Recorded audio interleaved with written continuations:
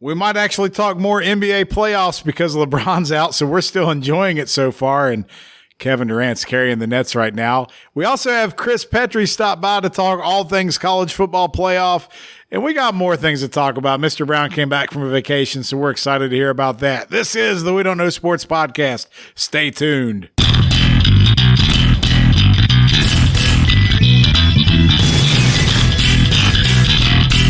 Welcome back once again to the We Don't Know Sports Podcast. This is Chad the Mark with my boys.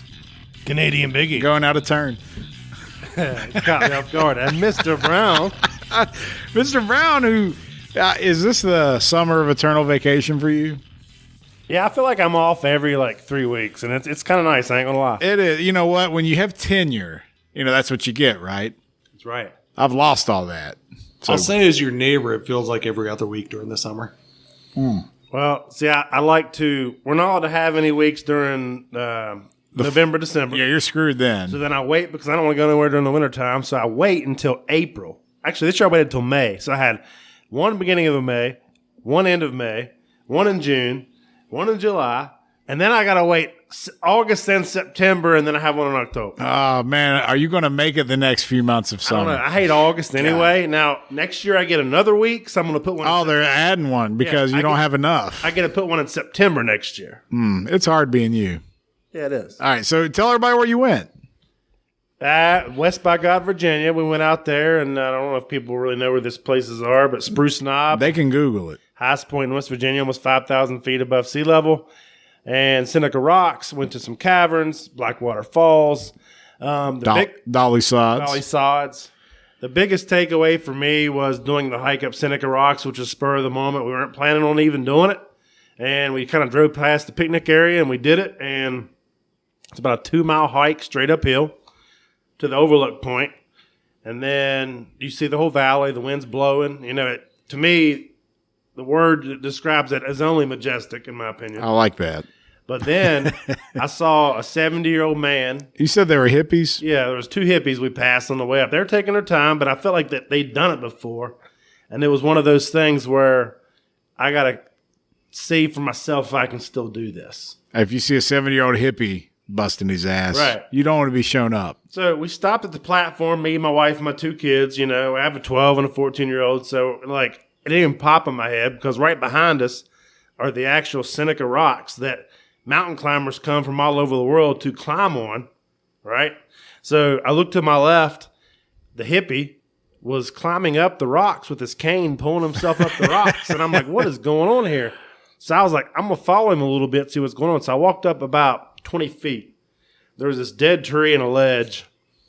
And I took a picture over the ledge, and I was like, whoa, this is crazy. And he calmly says, don't go out of your comfort zone. No accidents today. So the 70-year-old hippie's giving you life advice. Real calm. And I'm like, and he didn't even skip a beat. So I looked up, and he was still pulling himself up to the top of that cane. And I'm like, you know what? I got to try this.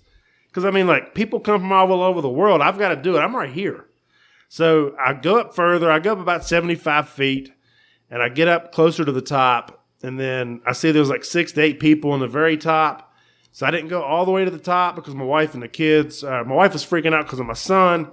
And then I stopped right there. And at that point, it went from majestic to humbling. So next year, I'm going all the way to the top. I don't care how long I got to wait for my turn. I just didn't wait this time because the wife was ready to go. But I'm going to do it. All right. Just make sure you let us know when you're going up to the summit. So if something happens and we don't hear from you for 24 hours, we can call the authorities. I appreciate that. And also, it's reassuring that before you go up on the signs, it clearly says 15 people have fell to their death since 1972. Don't be the 16th. If that's not a stern warning, I don't know what is. But this is all coming off the week before. You just went to New River National Recreation Area, right? Yeah, in Fayetteville. They have whitewater rafting, smallmouth tours, zip lining, all that good stuff. All right, so you did that, and then tomorrow I'm not going. I'm going to Mexico on Sunday. You're sharing in the fun here. But what are you doing tomorrow? Lake Erie, it's Port Clinton, Ohio, near Cleveland. We're going on a walleye charter, which we do every year, so we'll be doing that. And you're going to slay it, son, right? We're going to slay it, and it's the best eating food east of the Mississippi. All right, so then while I will be west of the Mississippi. I'm going to be a little further south. Sunday, I fly down to Cancun. I'm going to Playa del Carmen. All right. Looks like there's a tropical storm in the Gulf right now, so fingers crossed that Chad the Mark comes back in one piece. Yeah, you might like have the Castaway sequel. If I just stay there, I'll be all right because I know that it takes over 20 pesos for $1, so I can stretch my money a little bit. Right now, go ahead and buy your volleyball. I will. Wilson! If you had to rep one place, where are you going to eat? You said best food east of Mississippi. What's one place somebody that's never been there would go to? There's not one place. What's that first place we went to? I can't remember the name of it. You caught me off. It's Slater's. Slater's. In Port Clinton, Ohio. But it's not even just Slater's is great, but if you've never... Where is Slater's the perch sandwich? Yes, but Okay. everyone has perch sandwiches, but it's the best. They don't have those. Anyone who loves fresh fish, they say they do it. They're usually talking about like trout and Or saltwater catfish fish. or something. But then when I immediately go to like walleye and yellow perch, that specific, they're like, oh, really? I'm like, yeah, it's amazing. So walleye is amazing. It's more for like fish fries, bigger fillets, and then you go to the yellow perch. They're smaller fish. They have the same taste, and they're perfect for like fish sandwiches.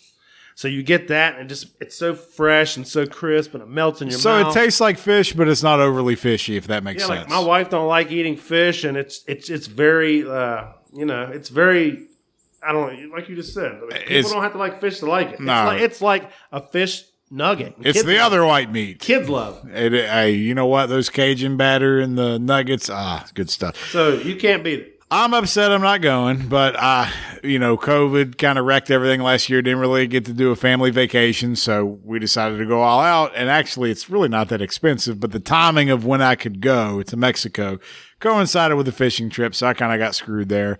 But I hope you guys have a great time. I hope I have a great time. I plan on doing some cave diving and shit like that while I'm down in Mexico, so I'm excited. That's also how scary movies start. It is. So Cave diving in Mexico. that's it. We went to the cenote and Truth or dare. well, and then after that, we went to the Mayan ruins. I mean, so it's all right there. So anyway, we're gonna have a fun time with that. But while we could talk about our escapades and whatnot, What are you bringing back for the studios from Mexico? I don't know. What should I bring back? What do you think, baby? I can only fit so much in the luggage. Well, if Something with the worm in it, right? yeah, I was just going to say. Like Urban Cowboy. No, I want the real tequila. What's his name? Glenn what? I can't remember his name, but Urban Cowboy is a great movie. Yeah. John Travolta at his finest. Glenn Davis. That sounds right. I think that's a baseball Big player Baby. for the Astros in the 80s. Anyways. That's Big Baby. He also played for the Celtics. Yes. All right, speaking of the NBA, last week we were really proud of ourselves because normally we just kind of piss and moan about the NBA, and we were genuinely excited. I think Mr. Brown pointed out on the podcast last week once we got over trouncing Space Jam 2 and how it sucked. Biggie, you and I talked just a minute ago how excited and how fun the NBA playoffs have been without LeBron. You know, the most fun part of it for me is being able to turn on ESPN without LeBron in it and actually seeing highlights and stories of all the teams that are still alive. Yeah, I'm with you. I just have to say one thing. I know we're going to talk about a bunch of different things. What's my favorite phrase when it comes to Doc Rivers? He's the best at making something great only good. Yes. Or what something has he along done those. with the Philadelphia 76ers? Well, let's start. I mean, the Sixers are playing the Hawks, which the Hawks, we're just glad they're there, right? And they're spanking their ass really bad. The other night, they're up almost 30 and like constantly throughout the first half. And I went to bed. I did not watch the end. Woke up and the Hawks won. So I don't even know what happened. I just knew the Hawks won somehow. I had no service, Biggie, so take us home. Yeah, what happened? When I saw Lemon Pepper Lou Williams trending on Twitter, I knew the Lemon Hawks Pepper. had made a comeback. Magic City, baby. He came into the game in the third quarter, got hot, did not leave the game. Like, do you remember before COVID when we used to just talk about things like Magic City? Man, I feel like we'd find a way to bring it up like every episode. those are the days. We miss Magic City. So, Lou Williams clearly does not. no, he Only got two represent. players for the 76ers made a basket in the second half. What? Say that again. Embiid and Curry are the only two players that made a basket for the 76ers in the second half. Speaking of that, I put a meme on our page today about Simmons and asked him, would you rather shoot a three-pointer or go to space? And he clearly, without hesitation, threw on his full spacesuit. I mean, that's Embiid. Now, did you hear I can't repeat it because I don't know exactly what he said, but what Embiid was trash talking to Capella. Did you see what he said? Oh, no, I didn't see the exact thing, so I can't. But I don't want to say it exactly, but I'll allude to the fact that it was something like, keep guarding me, and I'm going to put this boy's phallic whatever from whatever country he's from. I don't even know where he's from. I'm sorry. And, it was a little raw. I'm just saying. But, I miss trash talk like that. I'm glad we're there, but it didn't matter because the Hawks, what's the series at now? 3-2 Atlanta, going back to Atlanta. Right. So the Atlanta Hawks are not like the other Atlanta teams where they know how to not blow a lead, but yet they can overcome a lead. They're the opposite of the Falcons. Oh, you say that, but they still got to win another game. No, but it's just the fact that they didn't blow that. They came back from a blown lead. That says a lot about Atlanta culture. And if they lose the series 4-3, though, I mean, we're not. If they lose the series either way, if they won.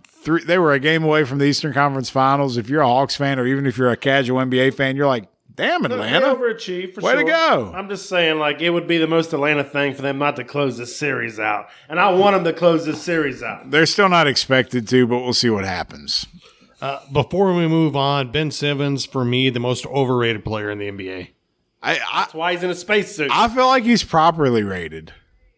He was in the running for Defensive Player of the Year. He's a great on the defender. All-Star team. How can you be a point guard? And it's not that he doesn't shoot the three-pointer. Tony Parker didn't shoot it. CP3 doesn't shoot it. He won't shoot an open 18-footer, and he can't make a free throw. At the end of the games, what was the phrase? Hack a Shack. Don't give him the ball. Now it's hack a Ben. So I'm just saying, I agree with everything you just said. I'm not disputing any of that. But does anybody really act like Simmons is more than that? He gets a ton of run as being a lot better than he is. Maybe it's because he dated or dates a Kardashian.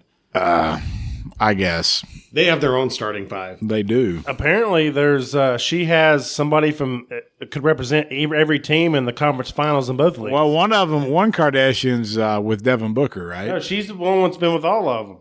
It's the same one. And she's been with Booker. She's been with Simmons. She's been with. So she's like J-Lo for NBA. Yeah, she's got one on every team. Blake Griffin. Blake Griffin. And there's somebody on the Clippers that I thought she'd been with. So, look, if you're out there trying to scout a team to make a run next year, get somebody that's been with Kendall Kardashian, right? Yeah. Or Kendall Jenner. She's a Kardashian. Who cares? I don't know. I'm old and confused by these people. Either way, she's going to get her and her boys all together, and they're going to be on the Wheaties box like her dad. All right, so Mom, what up? Mom. She's building super teams that LeBron only dreams of. Sorry. At the time, it was her dad. Okay? It's either way. We're confused. We don't know what to say. Let's switch over to the other side of the Eastern Conference. The Bucks had every opportunity to put the Nets away, and KD just didn't let that happen, and Giannis didn't take it and make it happen. So that series is over, right? I mean, it's not technically over, but it's might as well. They're playing tonight, and after tonight, it'll be over. The Bucks are still the betting favorite, which I don't get. I don't care if they're at home. They play better at home. The end of that game, you've got James Harden, who showed the entire game that he was just out there to be out there, guarding Giannis, and Giannis shoots a fadeaway. Because he knew Harden was going to foul him and send him to the line. Yeah. Speaking of that, we're going to turn it on right now. I can't shoot free throws. It's terrible, man. KD balled out in that game. They couldn't have gift drafted any better for the Bucks, and the Bucks just threw it away. Everybody's hurt. I mean, they threw it away, but like you said, we said it last week how KD is probably the most effortless scorer in the history of the league. I think so. You talk about how Ben Simmons is the most overrated player. I think KD might be the most underrated player. Yeah, I hate when people say KD and they talk about him best. Oh, you can't do that. He doesn't play defense. He doesn't do this. He doesn't do that. KD to me is the most gifted player in the league.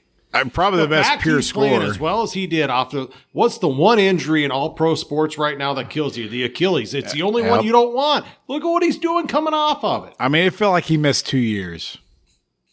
He just dropped 49, 17 rebounds, and 10 assists. Yeah. I mean, with who?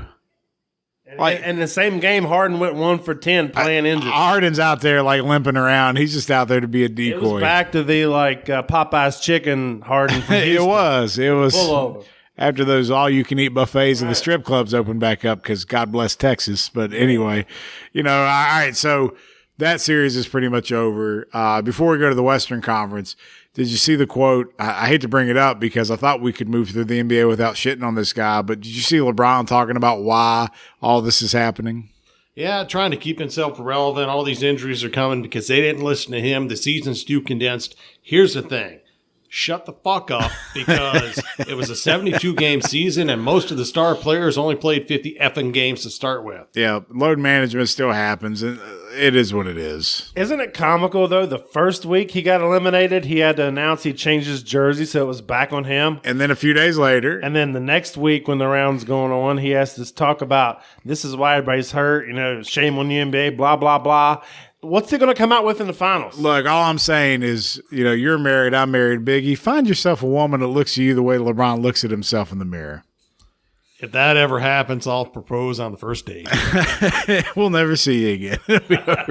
All right, so that's enough. We're done with LeBron hate. I'll just stop right there. Let's go to the Western Conference. I want to save the Suns for last because that's kind of interesting. But let's go with the Clippers and Jazz. And we didn't have a Kawhi. And I'll be honest with you, Playoff P has showed up in this series and has played well. And I said that if the Clippers somehow win this game, it's over. So they did win last night or the night before last. And it was last night. So the Clippers won. They're up 3-2. Biggie, Mr. Brown, do the Jazz have any chance to pull this series out? I think the Clippers still hold on because they say that Kawhi's out most likely. We don't know if there's going to be a Willis Reed coming out. I don't think he's playing in the next game. But if George keeps doing what he's doing, I think they don't matter. But I think it goes 7. You think it goes 7. So you think the Jazz will at least send it back to Utah? I think the fact that Kawhi is out, that they find a way to win the next game, and then they Clippers close it out in 7. That's my opinion. I can buy that. Biggie? I agree. I think it goes 7. Here's the thing. Paul George, playoff P. Listen, you people out there, you cannot give yourself your own nickname. Someone else gives it to you. Can't. I have a nickname. It wasn't given we to me. We gave it to you. Mr. Brown, Chad Lamar. We gave it to you. He had one good game, 37-16. He's had a number of good games. He had a good season. You're going home. You're expected to close the series out. It's not going to happen. It's going to go to 7 games. It's going to go back to Utah, and Utah's still going to win the series. You think Utah still got it? But the Clippers, the Clippers are your pick to go to the finals, though. I know they are, and that's why they won't. I like the irony. The hug that Steve Nash gave Kevin Durant isn't anything close to the hug that Steve Ballmer gave to Paul George after that game. I spent $2 billion on this team. Give me a damn ring. So what's funny is when last week, it seems like when we were talking about the second round of the playoffs, we were kind of like, this round sucks. It's not as exciting as the first round. It's amazing how things change so quickly because everybody went up like 2-0. Yeah, everything's 3-2 now. When it first started, like you said, it was dull, but it's turned into something nice. Except for the Suns and Nuggets. I feel bad because we talked on the show. I talked to a friend of mine who lives out in the Phoenix area, and Chris Paul, this is his year. He'll finally stay healthy. He'll take a team to the finals. It'll show off his greatness. Where is he at? Protocol. All right. So real quick, he violated something and they put him in the COVID protocol. It's not saying he has COVID or anything like that, but he violated protocol. Did LeBron not do the same thing? That's where I was going next. Can you tell me the difference? Because I don't. That's what I'm asking. I don't know the details. So I'm telling, from my perspective, it looks exactly the same. So I'm wanting to know why they're trying to screw Phoenix here. All I knew is their justification for LeBron, I believe, was something to the effect of everyone he hung out with was vaccinated, yada, yada, yada, excuse. I don't know the details on Chris Paul, but they already swept the series, so who's to say he won't be ready for game 1? They don't. Well, but here's the thing. It's supposed to be a 10 to 14 day, so he could miss game 1, possibly game 2, depending on how this other series finishes. So they wanted to go 7. Yeah, right now, the good thing for Phoenix is they swept, so they got time. But, the longer it goes, the better because they don't know how this is going to go. Now, if I'm Phoenix, I'm getting arbitrators. I'm getting the union. I agree with you. Whatever it takes because it's BS. So here's what I wanted to finish with, and you hit the nail on the head. I'm getting the union. Who's the head of the players' union or has been the head of the players' union in previous seasons? It was Chris Paul. It's his rules. Use that he violated his own rules. against the referees. He would tell them, hey, this, that, and the other will come at blah, blah, blah. In game, he would talk shit to the refs when it came to that. He would use his position of power. Why is that not in play right now? You know, I don't know if he has. He hasn't tested positive, as far as I know. Right now, it's just COVID tracing. Just the protocol, right? So, I mean, maybe you're just waiting on it, and it may not be a big deal. But I think if push comes to shove, then you probably will hear more about it, if I had to guess. Can I say one thing? Sure. You don't need my permission. Carter, baby. It's not happening. I know, but I want it to happen. So here's my question, just to wrap up here. So it looks like, so are we saying the Nets are going to close out the Bucks? We don't know what's going to happen with the Hawks and the Sixers right now, right? Like, I'm sticking with the ATL, baby. I don't even know what to think. But disappointment, I got to. But while I've picked against the Nets all year, saying they can't make the finals because they haven't played well enough together, after what I've seen so far this series, how can I keep saying that? Right? So it's going to be the Nets still out of the East, right? I think so. The funny part, though, about the Nets and the Bucks series, it was a perfect storm for Milwaukee, and the Nets are still going to take the series. So, I mean, it was put in your lap with your prediction. And gift wrapped. It still don't even matter. If that don't show you, that's why I'm just conceding. I'm not even giving the argument anymore. Like if the Bucks have won the last game, I'd be sitting here saying, I told you guys, but I can't even do that. I do love watching this back and forth between Tucker and KD. It is fun to watch because he's fun to watch on defense. You know what's funny about KD? He's the softest guy in the world off the court, but on the court, he's actually not bad. Right. He's going to stand up for himself. Going back to the West, Suns and... You're asking me right now, and I'm all over the Clippers all year long. I'm going the Jazz. All right, so you said the Jazz. I think it's still the Clippers. I think it's the Clippers too, but I think the Suns beat whoever comes out of that. I said that last week. Whoever won the series is going to the finals. You said whoever wins that series. The Nuggets and the Suns. So I'm still sitting on the Suns. Like I think they're a lock for the finals at this point. I have one question for you guys. With Devin Booker seeking out the fan who was beating the crap out of people on the ground. And, is that real? It's real. Yeah. Oh, that is amazing. He gave a signed jersey. Does that encourage other people to start fights in the stands? The thing was, he didn't start it. Two Nuggets fans started with him, and they started hitting him, and he beat the crap. They got in over their head. That one guy was laid over the seat, man. Couldn't even get back up to defend himself. He probably had 6 quick jabs. Uppercuts, too. Yeah. Like, he was laying there. He had to start uppercutting him. Like, it was great. And then he's like, I told you in 4. Booker sought him out. I mean, that's great. That was in Denver, right? It was. Yeah, that's fantastic. I just have one small request while we're still having playoff basketball. Outside of this room on our podcast, no one knows who JC is. So if we're going to speak about JC, let's at least mention his name. It's Javon Carter, the Bulldog, the Dan Marley Award winner for the Phoenix Suns last year, who is the third-string point guard, but is a defensive What we're hound. doing is what you ask people in your football group not to do. Right. So we've got to at least tell them about it. You're exactly right. That's all I'm saying. That's it. So we do mention that. Hopefully, if you listen to the show long enough, you know that we are Mountaineer fans and we pull for our boy, Javon Carter. He's maybe getting 2 minutes a game, if that. That's it. But, that's why I'm pulling for the Suns. It should be 4, damn it. It should be 4. Hey, you know what? He almost finished the season with a triple-double. He's not that bad. It's just that campaign is playing too good. So he's not getting playing time. But all right, so we still got a wide open NBA playoffs, and I'm entertained. I hope the ratings somewhat support this because it doesn't need to be so star-driven that if LeBron's not in it, people aren't watching. Because honestly, the teams that are still playing, they're pretty damn fun to watch. I mean, I'm a fan right now. You still have stars left. Donovan Mitchell, Paul George. These are the next stars. So like Donovan Mitchell, Booker, like these are guys that can carry the league for the next 10 years. Trae Young's coming out. Trae Young's there. Like it's not just him. It's all these guys coming out party. Yeah. Like if you're a real NBA fan, you know these guys, but now you're seeing them on the bigger stage. I had this thing I put in the basketball group earlier, and it was the stars of 2010, 2011. It's Wade, Kobe, LeBron, Steph Curry, the guys that were breaking out. Now you got, like you guys why'd they do Luka. Booker dirty on there? I don't know. Did you even notice it? Yeah. Okay. Who was that guy? It looked like Jeremy Lin. It looked like the guy from Coming to America that left the stain on the couch. I think you're right. All right. Well, anyway, that's enough NBA talk. We're going to go ahead and go to our interview. We had Chris Petry come over. He's all over social media. He's on YouTube, big time on Facebook. He talks all things college football playoff with me and Biggie. Make sure you check out his stuff, man. He's got all kinds of stuff out there. And yes, he is a Mountaineer fan. That's not why we pulled him on. We pulled him on because we see him everywhere. Like, he's out there hustling, man. He puts out a video a day, believe it or not. So he's got that grind going. I hope you enjoy the interview with Chris Petry, Mr. Gold Blue himself. So here we go, talking college football playoff, because college football will be here before you know it. All right, ladies and gentlemen, we are back once again with a segment. This time we have a guy joining us, and I know some people, Big, you're going to say we're homers because they know we're from West Virginia, and if they're looking at the video, they'll see this guy. He's got West Virginia stuff decked out all behind him.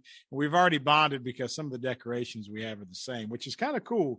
But we got Chris Petry joining us, and he is all things college football right now. Chris, how you doing, brother?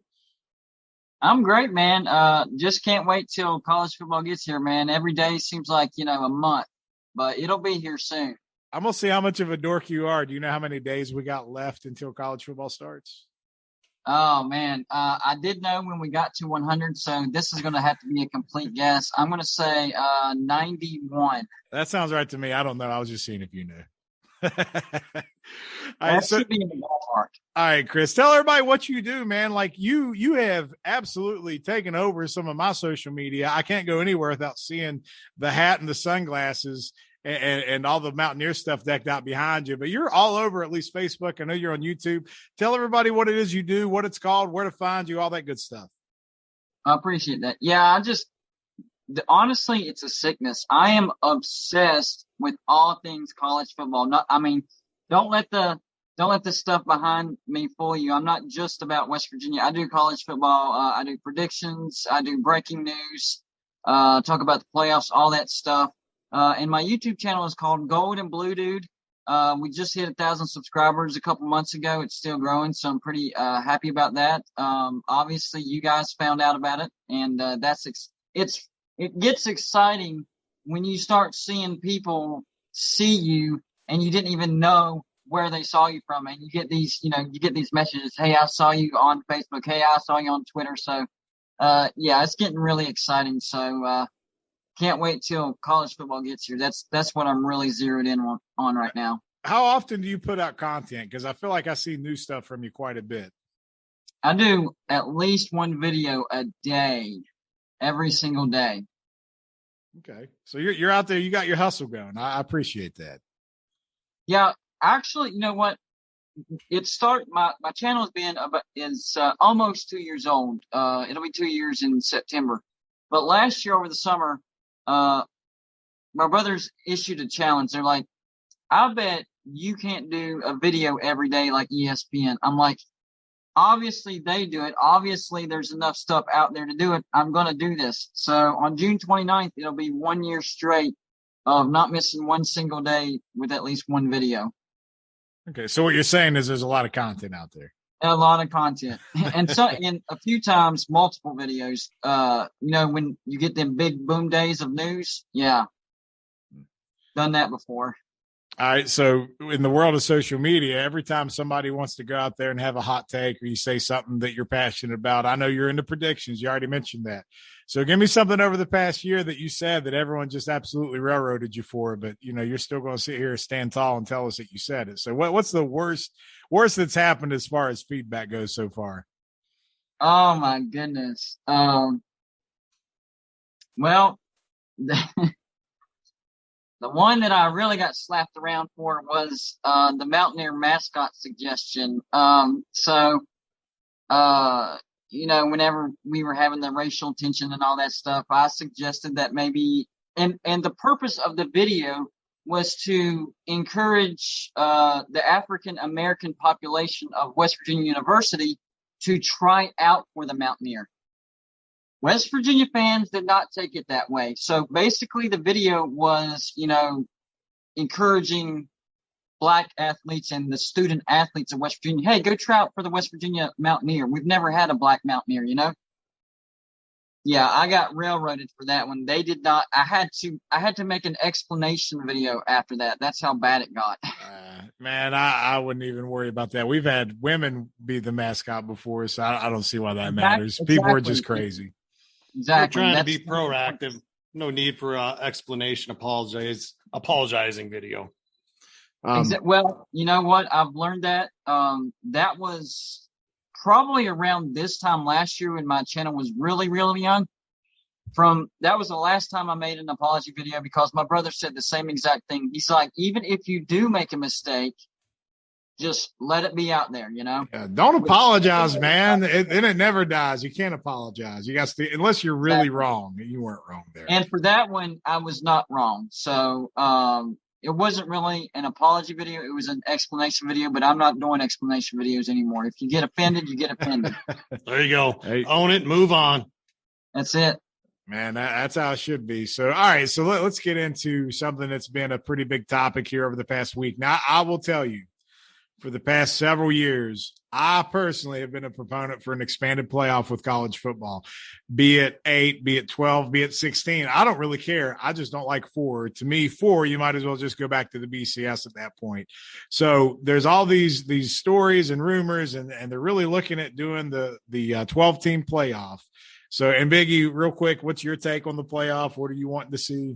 I love the way that they're going to expand it. They're saying that the top 4 conference winners ranked still by the committee get a bye, but they're guaranteed that the top 6 highest ranked conference winners make it in. So now a UCF makes it in. All right. So educate us if we don't know, and our listeners if they don't know. Is this really going to happen? And what are your thoughts on what the format is they're rolling out here? So it's not a question of if it's going to happen, it's when it's going to happen. It's definitely going to happen. It's happening. The soonest that I've heard, and this is what I'm rolling with, is 2023. And you know what? I was actually putting out videos about 2 months ago about the 6, the 8, the 10, the 12, and the 16-team playoff format. And in my format for the 12-team, I had a bye week and home games for the first round. I got called crazy, laughed at, whatever, but it's coming out. I really love this. I really love this because when you expand playoffs, you still have to give incentives to those higher seeds. So say you expand it to 16, which is what some people want, or 8, which is what some people wanted. Well, those teams with the higher seeds, once they get down to the last game or so, they know they're in. They don't care what seed they get. They're in, and they're going to, beat your brains in once they get in. Well, by expanding to 12, now they have incentive because those top 4 seeds, conference champions, get the bye. And then even below that, the next 4 seeds, 4 through 8, get home playoff games. That's the most exciting part about this that I think, because this is history making, guys. We've never, ever had a home on campus college football playoff game.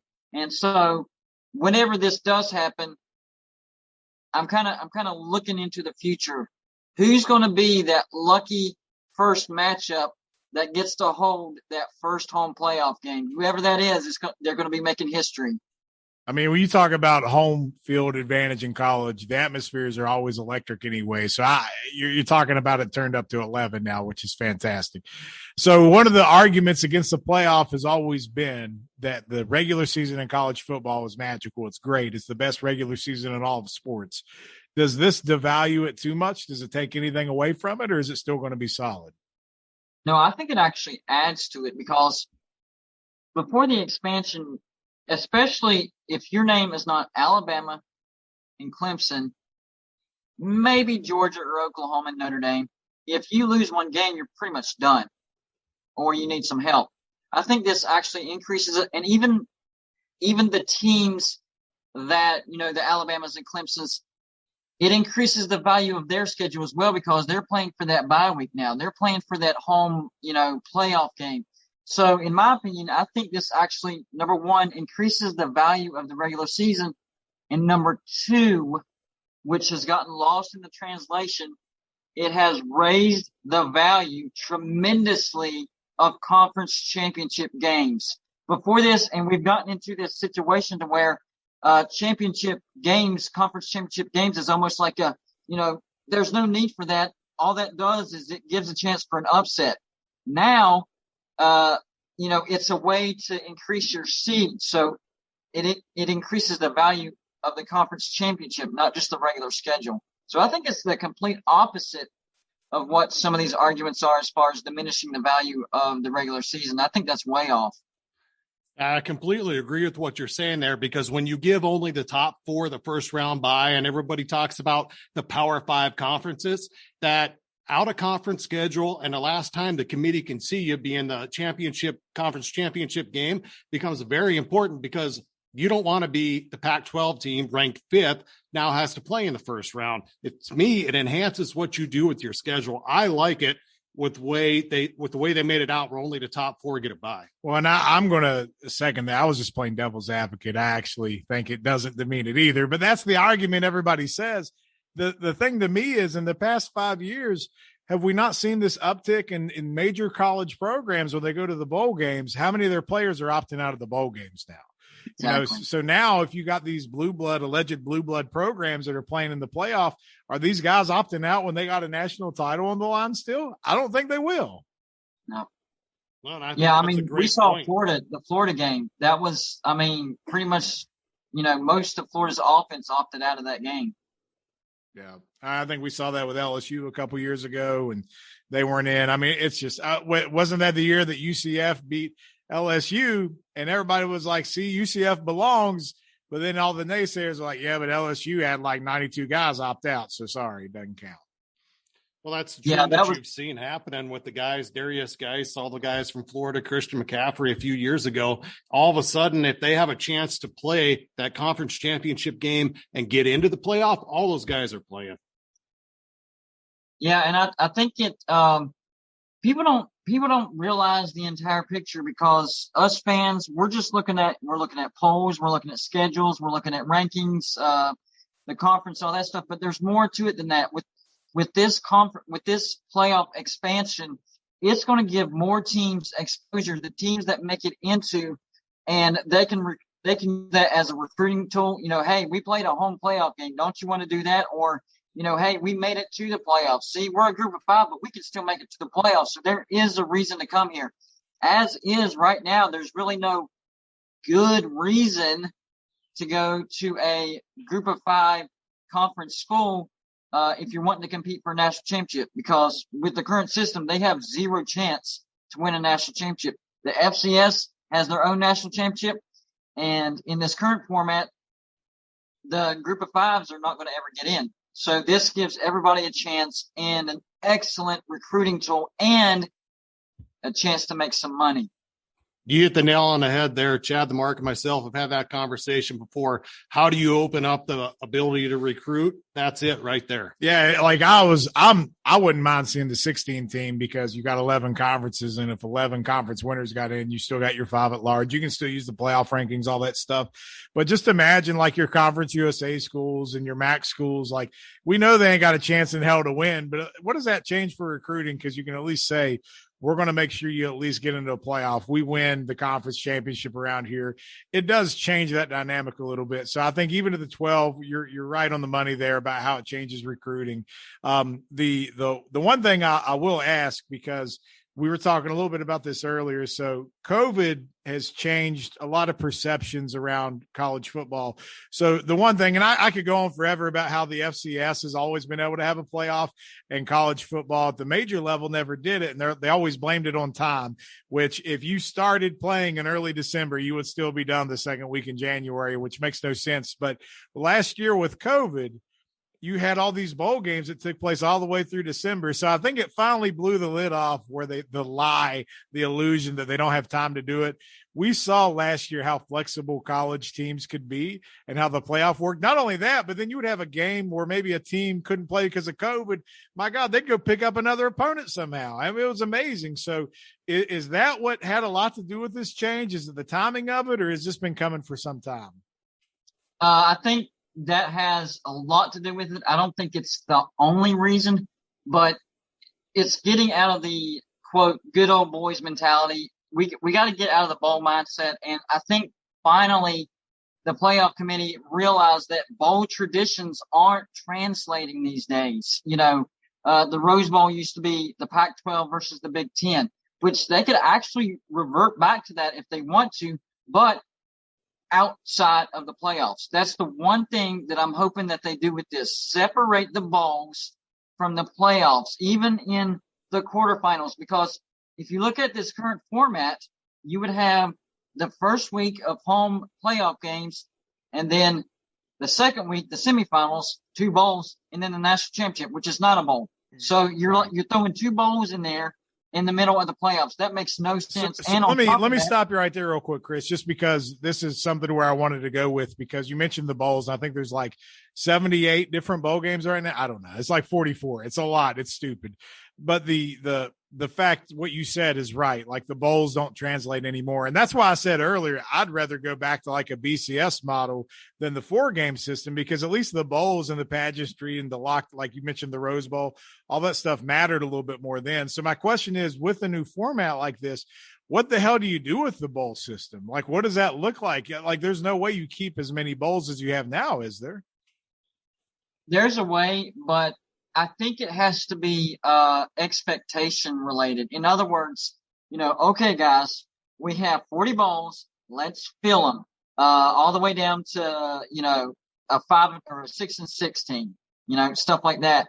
Instead of doing that, what you say is, here's the criteria.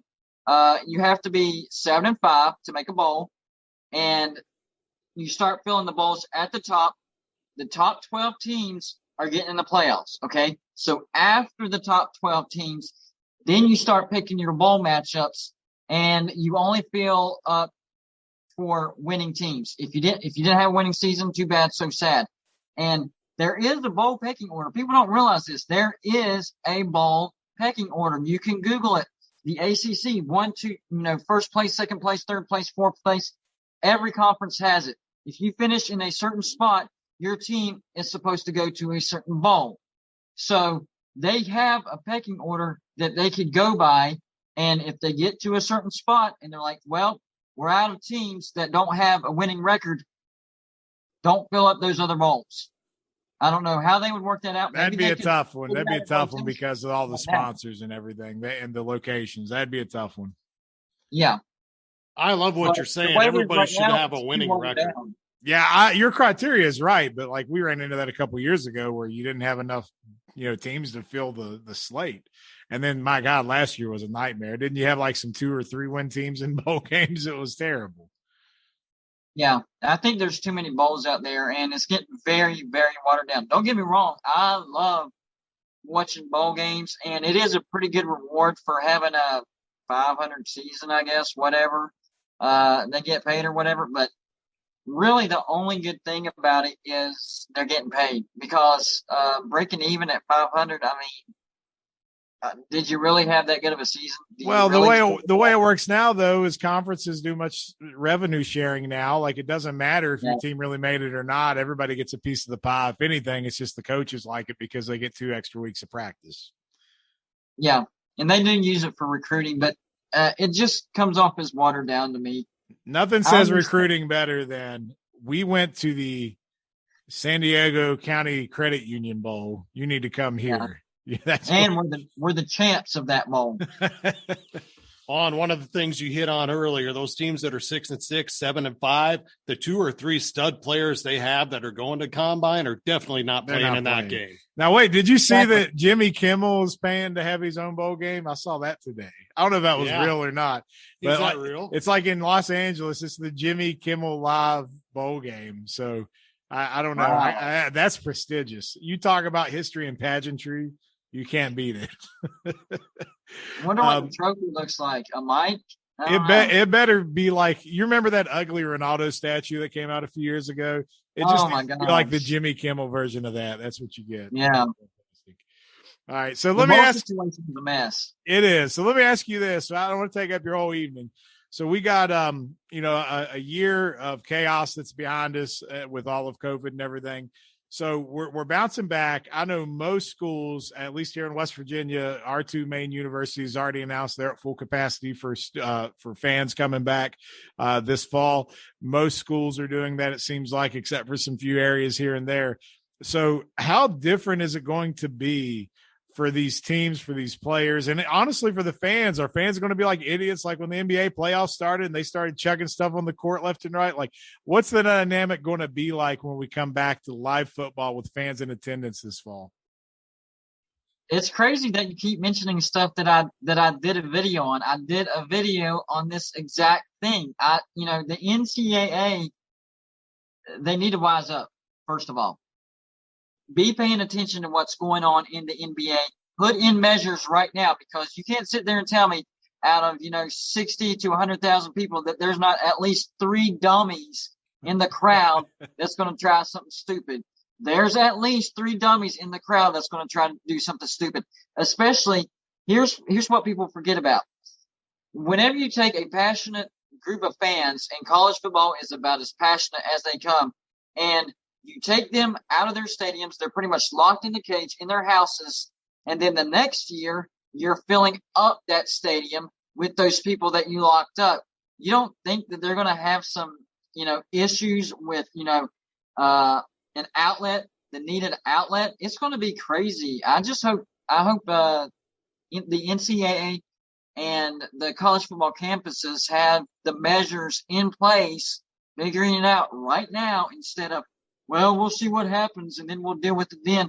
No, that's what happened last year. And we ended up with conferences playing all different types of games. Let's not do that with stadiums this year. Figure out some preventative measures to where, hey, if you do this, this, and this, you will be prosecuted, and you could possibly spend some time in prison. At least, have people have to second guess themselves, instead of, I'm going to go in there and do whatever. Well, if I do that, I don't know if I want to do that now, because they're saying they would prosecute me and possibly have prison time. At least you make people think about their decisions. So it's going to be a little different, but we know we're going to have some of those incidents. Hopefully come October, it's all behind us. But I want to wrap up. I got some rapid fire for you. I just need 1-word answers. I don't need an explanation as bad as you're going to want to give me an explanation. I just want you to give me the answer. Okay. You ready? Yeah. Best conference in college football. SEC. The conference in college football you hate the most. Big 12. Most overrated program. Most overrated program. Oh, gosh. Texas. The team that will hoist the trophy at the end of the year will be? Georgia. Wow. Oh. And who's going to win the NBA Finals? Oh, gosh. That's a toss-up, man. I don't even know who's left. All right, we'll take that too. Biggie, is there anything he answered that you want to at least come back at and have him explain himself? Georgia. Just how there's you're just trying to throw one out there that people will come back at. Alabama is still in that conference. Georgia has the most talent. If there was a year to catch Alabama kind of on a downtick, just like 2019, this is the year. Georgia does not have to play Alabama in the regular season. If they were to meet up, it would be for the SEC championship. And I think Georgia just has way too much talent here to not be in the playoffs and to not get to the national championship and hoist that trophy. The only question with Georgia is their coaching. That's the only thing that kind of makes me second guess. That's the only thing I was going to say. I was just going to say that their coach, he used to be an assistant for, I can't remember. Where was he assistant before he went to Georgia? You don't want to answer me. You're just going to be quiet, not answer me. And Nick Saban's track record against his former proteges, he's just so terrible. Who's saying that Alabama's going to make the SEC championship? That's what you're hoping for. I like how you got your chips all in there. That's a smart play. And to be honest with you, Georgia seems to kind of be the sexy underdog pick that everybody's going with. So I'm not that far off with it, but man, I just can't pick against Alabama, as much as I hate to say they're probably the ones winning that conference. Is what it is. really makes me not pick Alabama is their schedule, man. They're going to have 2 losses. If you sit down and you look at their schedule and they're that slight downtick this year, 2 losses is coming this year. Okay. All right. Time will tell. Biggie, you got any more questions for our guest? No, All he explained Georgia. I completely disagree, but we'll talk later. All right. So I got a question for y'all. Sure. What's y'all's record prediction for West Virginia in 2021? 7-5. Here's the thing. Had a discussion earlier. It's year 3, Neil Brown. Trust the climb. We're reaching the mountaintop. We're going to be 9-3. That's, you know what? I would say that, but man, they had so much turnover. The transfer portal hit West Virginia really hard this year. Now, that being said, all you fair weather fans out there need to calm down. And if they don't have a super season, they need to relax because the future looks pretty damn bright if they pull off what they're trying to pull off in the offseason. We'll see what happens. I'm saying 9-3.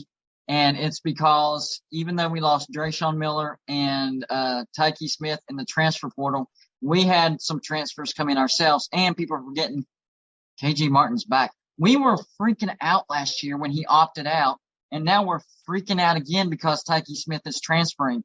And our offense is going to take a step forward. We had a bad offense last year. It was our defense that saved us. We don't need that elite defense this year. We just need a really good defense, and we will have a really good defense. All right, let me put you on the spot then. Who's the starting quarterback at the end of the year? At the end of the year, I want to go with Garrett Green. All right, so Daggie's not going to get it done. See, I will see what happens, man. But either way, I'm just glad college football is almost back. And once you put the fans back in the stands, it was hard to watch at times last year. It wasn't the same. And we get back to riot mode and the fans going crazy. It's going to be a beautiful thing, man. And like, I'm going to be at 2 games. All right, what 2 are you trying to go to? Virginia Tech and Texas. Those are 2 damn good games to go to. I can't knock you for that. Well, man, if we end up in Morgantown the same weeks, we'll find each other. But in the future, we got college football down the road. You're more than welcome to come back and talk some more smack about college football, and we'll go from there if you're willing to. Hey, next time, let's do a little bit more trash talk. Hey, we might do that. We had to get to know each other first a little bit, you know, and it's hard. We're all Mountaineer fans, so we can't hate too much on each other. But I got you. Well, we're writing down and we're remembering that Georgia pick, so we'll see how that holds up over time. Good luck. Okay. All right, Chris, thanks so much for joining us, man, and we'll talk down the road, okay? Hey, I appreciate y'all having me. Y'all have a good day, bud. All right, thanks, Chris. Thank you. All right, boys. So even though we have talked a lot of baseball with guests here lately, we haven't talked a lot of baseball just in general. I will say I'm happy my Reds are on fire here lately. But speaking of guys that are on fire, my question to you, especially you, Mr. Brown, I want to get inside your head on this one. Shohei Ohtani. Okay. Is it fair to say what he's done so far this year is pretty unprecedented since, you know, I don't know, the last 70 years, 80 years? I mean, I don't know. It's been almost 100 years. You go ahead. Yeah, with 100. Yeah, pretty much. No one's done it since Babe Ruth. Is he an MVP candidate? As if he keeps doing what he does for the whole year, correct? So let's imagine the season ended today and the stats were almost identical, just with volume. I think if it ended the way it did today, he'd be in the top 3. I don't think he'd win it. You cannot give it to Vlad Jr. No, I mean, because Vlad Jr. he's in the playoff hunt. My only issue is the Angels can't go out and lose 90 games and not even be a contender. I got what he's doing pitching wise. I got what he's doing as a hitter, which is even more impressive as the pitching, honestly.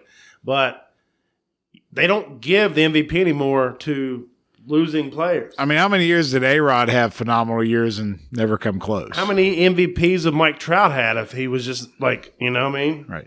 So just for the record, he's hitting almost 1,000 OPS right now. Right. His ERA is a sub-3, I think, 2.85. Mm-hmm. Wins are tough because that's hard to track anymore with how successful you are. But, you know, he's got a low whip, 1.183. Like, his pitching's Keep great. in mind, though, his spin rate's improved by plus 300. So now that we don't have – may change here shortly. If you can't have Spider Tech anymore, how's that going to work? I think just Ohtani as the hitter himself is in the top 3. I mean, it's there. So you take the pitch, you put the pitching in there. I mean, you have a valid point. I mean, if he was second behind Vlad right now, I wouldn't hurt my feelings. No, but I think if he's able to hold this up for the whole year, and I'm just telling you right now, if he doesn't win the MVP after doing this all year, that's a travesty to me because it's unprecedented. Nobody's even come close to doing anything like this in baseball.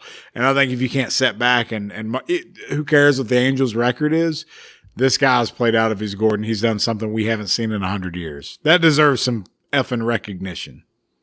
I mean, because to your point, the Angels' rotation has been a black hole for a number of years. So if he stays healthy, he's given that solid guy that goes out every 5 days and he's holding his own. He's not saying he's winning the games, but he's also hitting in those games, the majority of the games. He's his own hitter. Yep. He usually takes the day off after he pitches and every other time he's playing. So, I mean, if he continues down this road, I mean, I got your argument. I'm just telling you what will happen. Okay. It'll be Vlad Jr. I'm not sure. I know why you're saying that. I just don't know if the people that vote on this have seen anything like this before. So I'm hoping it changes their mind. Only if he continues this. I feel like baseball is the one sport where you can be on a really bad team and still win MVP. Mike Trout's no. I disagree with that. He's got 4 times as many MVPs as he does playoff appearances. I think that if Ohtani continues to do what he does and they're at least competitive or relevant in the playoff wild card scenario, it doesn't matter what Vlad does. Ohtani would win it. I think Mike Trout's a little bit of an exception to the rule because his numbers have been that damn good. But for the most part, if you were like a borderline MVP candidate and you're on a losing team, you're not getting the love. It does matter in what you're doing. Look at when's the last time an NBA MVP was on a team that didn't make the playoffs? Same thing in the NFL. Right. Well, that's because baseball's you don't make the playoffs. Where your team cannot make the playoffs and you can still be MVP. I got what you're both saying, and I'm just respectfully disagreeing. I mean, it's a long season. We've seen it. We got 3.5 months left in the season. Right. So, wait, who are you disagreeing with? Because I said that it's not likely that an MVP comes off a losing team, and Biggie says it is. No, you all both said it would be Ohtani. It should be Ohtani. I'm saying if he keeps if the same thing just transpires. My point is, it's 3.5 months are left in the season. And given his track record with his injury history, it's not going to happen. I don't think it's going to happen. I feel like he's going to be he may continue to hit or something. He might have arm issues and he might not pitch. And Spider Tech. Something may happen. I don't see him maintaining it. This is worth revisiting in a couple months. Yeah, I mean, if he would maintain it the whole season, if he was MVP, I would have no issue at all. Right. I'm just guessing what the writers are going to do. I know what you're saying. I 100% understand where you're at. I would be open to him winning MVP. I just like we talked about it earlier. We saw the Diamondbacks they've lost 23 straight consecutive road games. First time since 1900. We're talking about 121 years. And baseball is the only sport you can get those kind of stats. So the Diamondbacks are not winning MVP. And the Orioles in the same year have lost 19 straight road games. They're like, thank God for the Diamondbacks. So, I mean, if it holds up true and he does like this, I mean, the rest of the year, then give the guy the MVP. All right. So going back to the Spider Tech conversation, so we had this conversation on our podcast last week, and then lo and behold, the next night on SportsCenter, like it's all over the place. It's like blown up. So Mr. Brown, I will take my hat off to you and say congratulations. You were ahead of the curve. You brought it to us. We were talking to it, but by the time most people were probably listening to the podcast, they had already started to hear some rumors of it. But man, I did not expect it to blow up as big as it has. I think more is about to come, and the pitchers are speaking out now. And you had Carlos, what's his Rodon for the White Sox? Yep. He says, "How are you going to suspend pitchers when the the Astros didn't get anything?" What about? He's like, how does this make sense? What about Glass now? You got to understand. What about the other part of it? Even when they're going to suspend him, it's 10 games with pay. What about Tyler Glass now? Did you hear what happened to him? No, what happened? So he might be out for the year now. Why? Because his UCL joint in his elbow. So he blamed it on trying to change his mechanics because he always had sunscreen on. And he said, yeah, I mean, if it was on my body, I would use it sometimes to help get a different grip on the ball. I've been doing that for years. And they changed this. I don't want to get in trouble. So I changed it. And his arms hurt. Yeah, now he said, in the middle of the year, I'm used to pitching a certain way. Now I changed, and yeah, I mean, he said he's pissed off. He said, I play for World Series, I play for Cy Youngs, and I feel like it just got ripped from me because all of a sudden I had to change. And then before you guys even react to that, Bauer, I think, probably had the best point. We know Bauer's out there a little bit, and I love the video of him with the ball just sticking to his hand. And Molina. But chest guard. But Bauer said that, that's fine if that's what you want to do, but it's not fair to do it in the middle of the year. If you just turn a blind eye or you allow something to happen forever, then all of a sudden in the middle of the year, you just don't like it. So that's one thing. But if you want to change the rule and say next year going forward, then everybody's got time to adjust. But to do it in the middle of the year is kind of bullshit. Do you guys agree with that or what? I completely disagree. I mean, because it's a kid's game.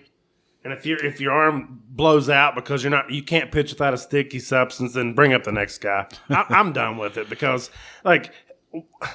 either you're good or you're not. I mean, it frustrates me. Why does everyone? I mean, it's been happening since the dawn of time. Everyone has to have a competitive advantage. I got it. Right. But just pitch the ball. See the ball, hit the ball, field the ball, throw the ball. Why is it so damn hard? It's not, but to me it's both because the MLB is just as much at fault because if this shit has been going on since the dawn of time and like we know about spitballs and using rosin and all that stuff, and then all of a sudden now you're going to make a big deal out of it because you don't like the way the batting average is going, shame on you for not putting a stop to it earlier. Like you should put this thing to bed before it gets to be a problem. The MLB, and this is an actual rule, you cannot put licorice on the ball, black licorice.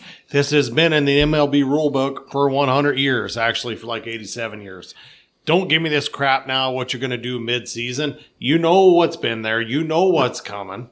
It's like if all of a sudden the NBA in the playoffs right now just said, we're going to start calling traveling on that gather step.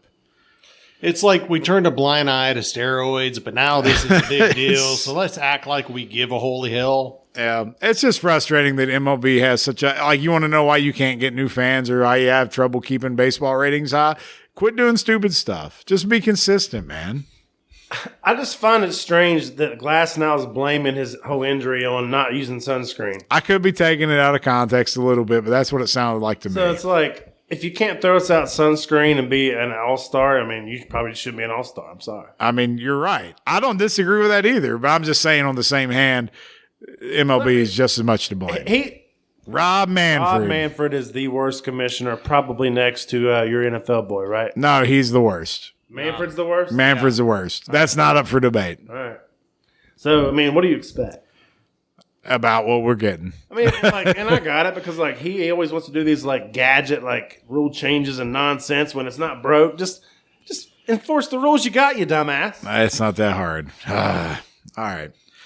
Let's finish up. Let's wrap up the show. Mr. Brown, I got one thing that's not really pop culture, but kind of relative to us. I'll drop on you guys in a second, but you got any pop culture for our listeners? Anything you want to give them?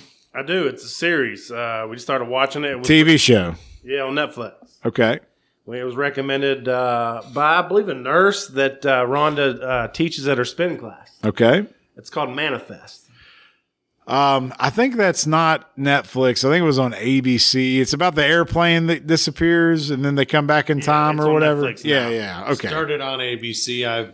I know what you're talking about. Tell us about it. You didn't like it? No, but I was watching reruns of other stuff and it just overran. I feel like I've probably seen maybe 30 minutes of the show combined on multiple episodes. For me, you tell me if I'm wrong here. When I watched it, it felt like I was watching Lost again. That's what I kind of thought, so I checked out a little bit. Yep. Well, I never watched Lost. So there you go. You're fine. So what is that? What is it? Essentially, the families and everybody went on vacation. They were down in Jamaica, and then they was flying back, and then they had to schedule a later flight for some family members, gave them a voucher.